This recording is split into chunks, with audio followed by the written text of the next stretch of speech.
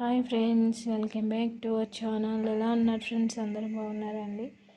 Okay friends, నేనైతే దొండకాయ egg curry చేస్తున్నానండి. దొండకాయ ఎగ్ మసాలా కర్రీ చాలా బాగుంటుందండి.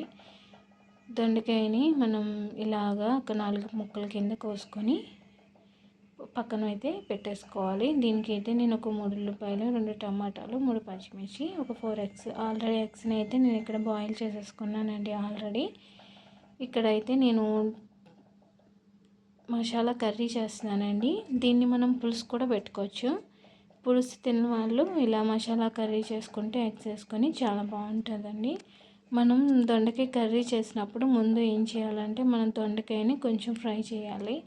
మీరు ఎక్కువ ఆయిల్ వేసుకుని డీప్ ఫ్రై చేసుకున్నా పర్లేదు, లేకపోతే ఒక 4-5 స్పూన్లు ఆయిల్ వేసుకొని దాంట్లో మనం కొంచెంగా ముక్కలు వేసుకొని దొండకాయ ముక్కల్ని ఫ్రై చేసుకోవచ్చు. నేనైతే మొత్తంగా ఒకసారి వేసేసి ఇక్కడైతే నేను ఫ్రై చేస్తున్నానండి. కొంచెం పచ్చి కలర్ అంతా పోయి కొంచెం గోల్డ్ కలర్లో వచ్చేదాకా ఫ్రై చేసుకుంటే మనం కర్రీ చేసినప్పుడు చాలా బాగుంటుందండి. పిల్లలు కూడా మనకి తింటారు, పచ్చిగా తగలకుండా ముక్కలు మనం ఆయిల్లో ఫ్రై చేసాం కాబట్టి పిల్లలు అయితే తింటారు.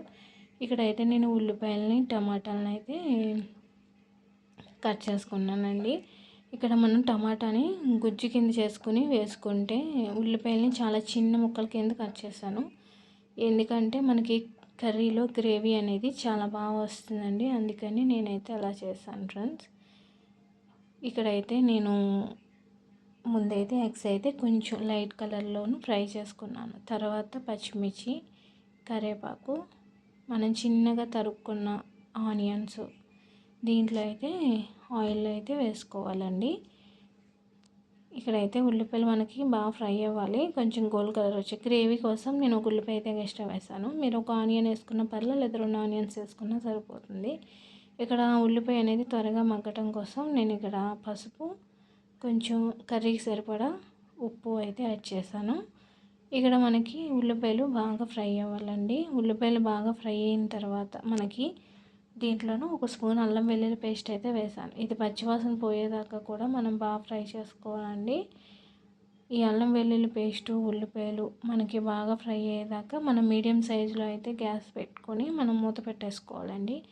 ఒకసారి అయితే చూసుకుందాం మనం ఉల్లిపాయలు. తర్వాత దీంట్లో మనం ఈ టమాటా గుజ్జుని అయితే వేసుకుందామండి. టమాటా ముక్కల కింద వేసుకున్నా పర్లేదు, ఇలా గుజ్జు కింద వేసుకుంటే మనకి కర్రీ గ్రేవీ అనేది వస్తుంది, తినడానికి చాలా బాగుంటుందండి. అది అచ్చం కర్రీలాగా ఉంటుంది, ఫ్రైలాగా ఉంటుందండి. అంత బాగుంటుంది ఫ్రెండ్స్ ఇదైతే కర్రీ. ఇక్కడ మనకి టమాటా కూడా పచ్చివాసన పోయేదాకా కూడా బాగా మగ్గించాలండి. మనకు ఆయిల్ సపరేట్ అవ్వాలి, మనకి టమాటా అంత బాగా మగ్గాలండి. ఎందుకంటే టమాటా కొంచెం పచ్చివాసన కింద వస్తుంది కాబట్టి మనకి టమాటా బాగా మగ్గించుకోవాలండి. దీంట్లో మనం ఆల్రెడీ ఫ్రై చేసిన దొండకాయ ముక్కలు ఉన్నాయి కదండి, అవి కూడా మనం దీంట్లో యాడ్ చేసేసుకోవాలి. ఇక్కడ ఒకసారి అయితే మనం మొత్తం ఆనియన్, టమాటా మొత్తం అంతా కూడా ఈ దొండకాయ ముక్కలకి కలిసేంత వరకు కూడా ఒకసారి మనం గట్టి అయితే కలుపుకొని చూసుకుంటూ ఉండాలండి. ఇక్కడ నేను మీడియం సైజులో పెట్టి అయితే కలుపుకుంటూ ఉన్నాను. తర్వాత దీంట్లో మనం ఆల్రెడీ పసుపు, ఉప్పు వేసాం కదండి. ఇప్పుడు దీంట్లో ఒక 2 స్పూన్లు కారం, ధనియా పొడి, జీలకర్ర పొడి ఒక స్పూన్ వేసానండి. ఒకసారి అయితే మనకి దొండకాయ ముక్కలకి అంతా కూడా బాగా కలిసేంత వరకు ఒకసారి అయితే కలుపుకుందాం. మనం మొత్తం కర్రీకి అంతా కూడా మనం వేసిన ఈ కారం, ధనియా పొడి ఇదంతా కలిసేంత వరకు కూడా కలుపుకొని, దొండకాయ ముక్కలు మనం ఆల్రెడీ ఫ్రై చేసాం కాబట్టి ఎక్కువగా మగ్గాల్సిన అవసరం లేదండి. మనకి జస్ట్ ఉల్లిపాయ అది కలిసేంత వరకు కలుపుకుంటే సరిపోతుంది.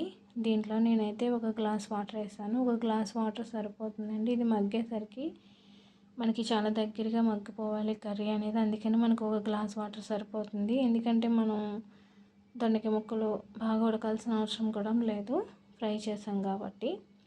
ఇక్కడైతే నేను లాస్ట్ ఫైనల్ మనం కొంచెం లైట్గా ఫ్రై చేస్తానండి, మరీ ఎక్కువగా ఎగ్స్ ఫ్రై చేయలేదు నేను. ఆ 4 ఎగ్స్ వేసేసుకొని లాస్ట్లో కొంచెం కొత్తిమీర కూడా యాడ్ చేసేసుకుంటే ఫైనల్లీ మనకి కర్రీ అనేది అయిపోతుంది. చూసారండి, కర్రీ అనేది అయిపోయింది. ఇలా దగ్గరగా, ఇంకా బాగా దగ్గరగా నూనె అంతా పైకి సపరేట్ అయిపోవాలండి కర్రీకి. అప్పుడు మనం కర్రీని దింపేసుకోవాలి. చాలా బాగుంటుందండి. రైస్లోకి సూపర్ ఉంటుంది ఫ్రెండ్స్ కర్రీ.